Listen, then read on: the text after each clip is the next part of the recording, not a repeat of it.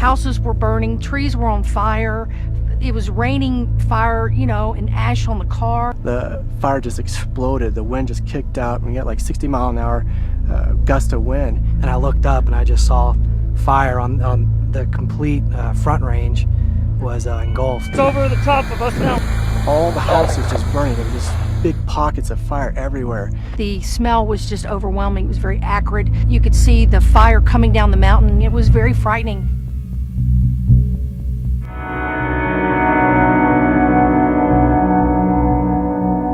The Waldo Canyon fire burned 18,000 acres and burned almost 350 homes, and 2 people lost their lives. The impact on the community is multifaceted. You have not only the visible scars to the landscape, that is really physically and emotionally scarring for people. There is now virtually no vegetation. We also have soils that are hydrophobic, so the water is not absorbed anymore, and that results in major impacts downstream. One of the things we know from the fire history in Colorado is that these fires will have major flooding issues for many years to come. So we're really trying to protect the highway corridor by doing the work here, as well as protecting the private property owners' homes and lives.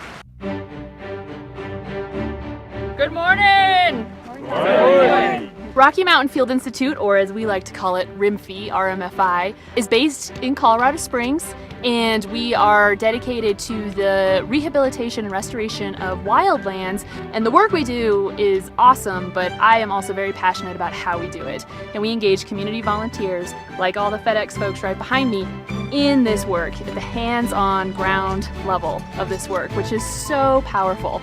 This is part of the EarthSmart program of FedEx and the National Fish and Wildlife Foundation. And what we're doing today is just assisting Mother Nature with that recovery process. In our FedEx EarthSmart outreach program, FedEx collaborates with the National Fish and Wildlife Foundation. We're giving $550,000, and we work with them in 14 communities around the United States. 1, 2, 3. FedEx's financial support of organizations like us, and we're not the only ones. We have partners throughout this region that FedEx supports, is so valuable. At this point in time, FedEx has provided a $30,000 grant to CUSP. They're helping through grants and through the volunteer efforts. The FedEx employees are out here volunteering with RIMFI to help restore Blodgett Peak open space. This group is pretty much just seeding and breaking up that hydrophobic layer, but we've got some other groups slowing that water down, preventing sediment movement, and we do that by installing what we call log erosion barriers. And I think what has been almost the most valuable piece of this whole experience is that community coming together.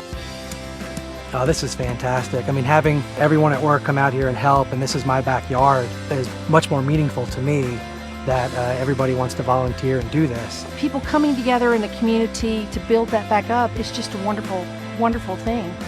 Wildfires and the ramifications they have to the local community isn't an issue that can be addressed in a couple of years. This is something that the community will be working on for the next 75 years, 100 years before this forest is back to its majestic glory that it was at one point before the wildfires.